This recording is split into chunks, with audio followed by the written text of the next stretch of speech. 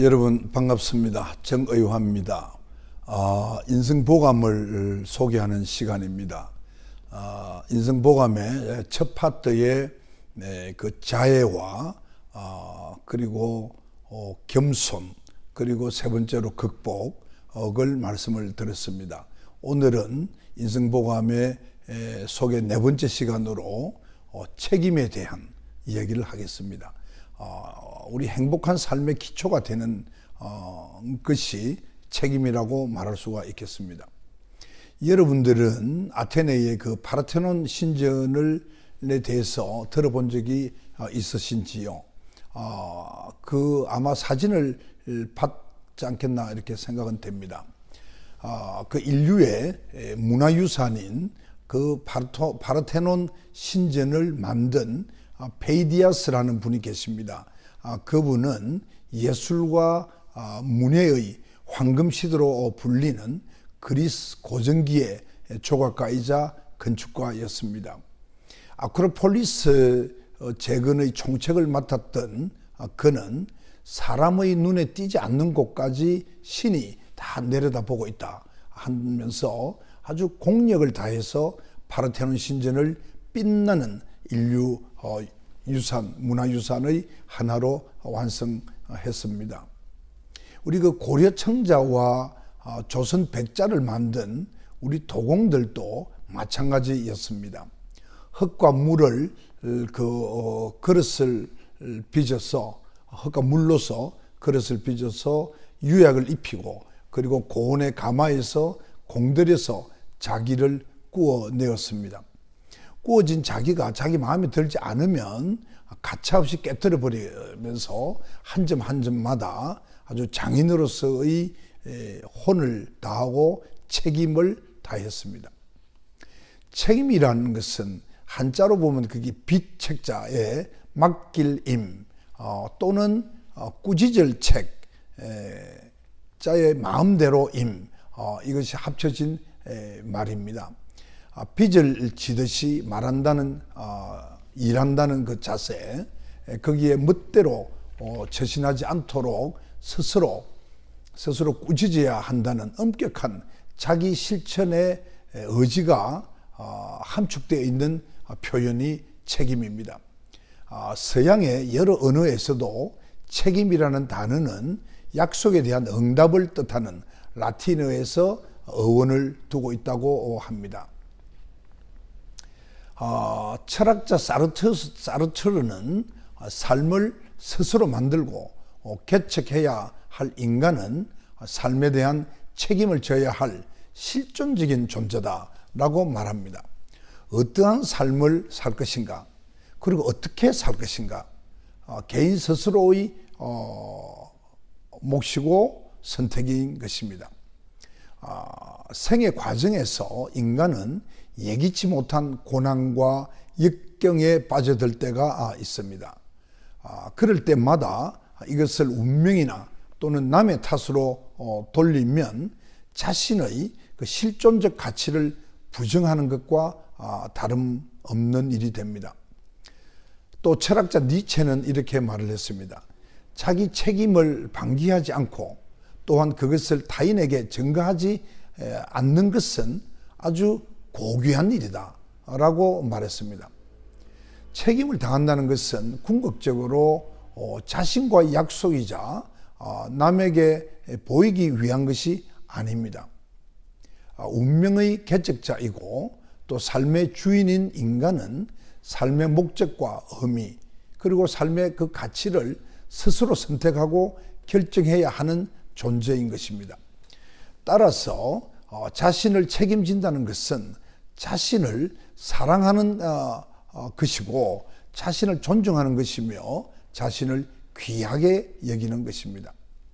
언어 생활도 마찬가지입니다.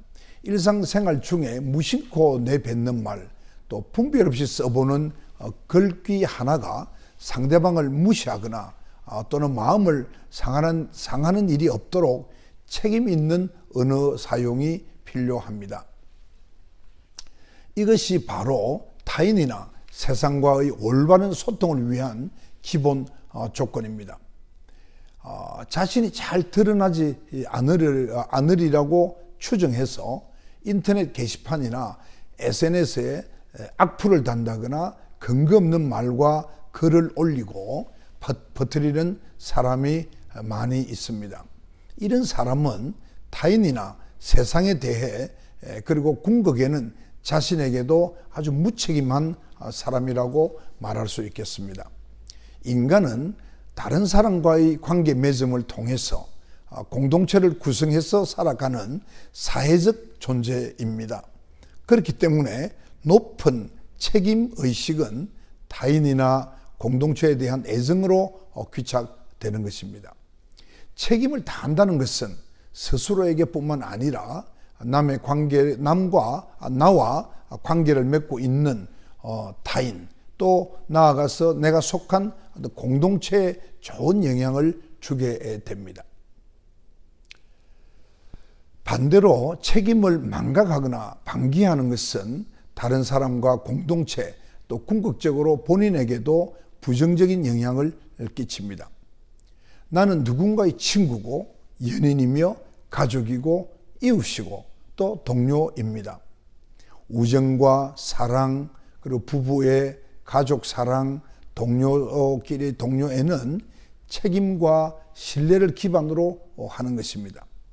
무책임한 태도나 언행은 우정을 해치고 사랑을 깨뜨리고 부부관계를 훼손시키고 가족을 해체하고 또 동료에게 피해를 줍니다.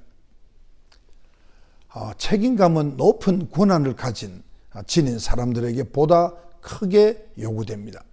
책임과 권한은 비례하기 때문에 그렇습니다. 침몰하는 여객선이나 또 항공기에서 승객보다도 먼저 탈출하는 선원이나 승무원들이 이거 행동은 아주 무책임하지요. 이런 무책임한 행동은 사고를 재난으로 확대하는 그런 반사회적인 행위라고 할 수 있겠습니다. 8년 전에 세월호 참사에서 여실히 드러났습니다. 이러한 쓰라린 경험들을 통해서 무책임한 행동이 얼마나 많은 사람들을 아주 고통과 절망에 빠뜨리고 사회적인 손실을 초래하는지를 여실히 확인할 수 있습니다. 우리 민족의 선각자이신 도산 안창호 선생은 이렇게 말했습니다. 그 민족 사회에 대하여 스스로 책임심이 있는 자는 주인이요 책임심이 없는 사람은 나그네입니다. 이렇게 말했습니다.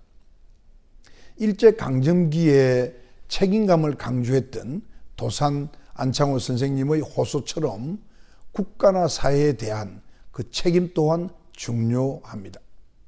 모든 구성원들이 저마다 주인의식을 가지고 몸담고 사는 그 사회에 대한 책임을 다할 때 나라가 발전하는 것입니다. 책임지는 사람들이 많아질수록 사회에 대한 신뢰가 깊어지고 소속감과 자부심이 강화됩니다.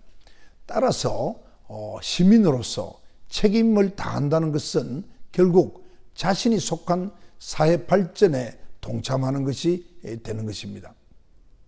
사회 발전은 그 안에서 살아가는 나를 더욱 소중한 존재로 만들어 주는 것이기도 합니다. 방을 데우고 음식을 만드는데 널리 쓰여져 온 연탄.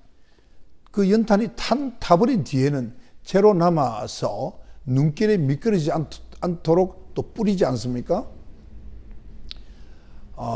온기를 제공하기 위해서 자신을 불사르고 또 죽어서 가루가 되어서도 자기의 그 역할에 충실한 연탄에 대한 시가 있습니다. 그 시 한 수를 소개하겠습니다.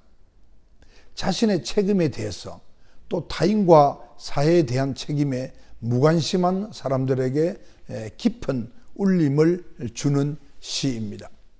시인 안도연의 시입니다. 연탄 한 장이 제목입니다. 그 한 부분을 소개하겠습니다. 연탄은 일단 제 몸에 불이 옮겨 붙었다 하면 하염없이 뜨거워지는 것.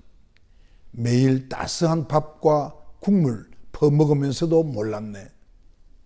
온몸으로 사랑하고 나면 한동이 채로 쓸쓸하게 남는 게 두려워 여태껏 나는 그 누구에게 연탄 한 장도 되지 못했네. 눈 내려 세상이 미끄러운 어느 이런 아침에 나 아닌 그 누가 마음 놓고 걸어갈 그 길을 만들 줄도 몰랐었네. 나는. 어떻습니까? 가슴에 울림이 있지 않습니까? 인생에는 스스로 선택한 그 삶에 대해 책임을 수행하는 과정입니다. 크고 작은 책임을 완수할 때 우리는 성취감과 자존심을 맛보게 됩니다. 나와 관계를 맺고 있는 사람들의 높은 책임감이나 또 책임 있는 행동은 아름다운 관계의 형성과 유지를 통해서 행복을 정진시켜 줍니다. 우리 모두가 책임을 다할 때 인간에 대한 신뢰와 애정이 깊어져서 공동체의 발전도 이루어지고, 따라서 책임감은 개인이나 사회 공동체의 행복을 위한 출발점이 되는 셈입니다. 제가 1996년 4월에 15대 국회의원에 당선된 후에 그 다음에 1997년 3월 1일 날 제 지역구인 그 구봉산의 그 봉수도에 올라가서 삼재 3.4 운동을 제가 한번 시작을 하는 봉화를 올린 적이 있습니다. 그 삼재라는 것은 제일 첫째는 제 탓하기, 두 번째는 제 할 일 제대로 하기, 세 번째는 제 몫을 함께 나누기입니다.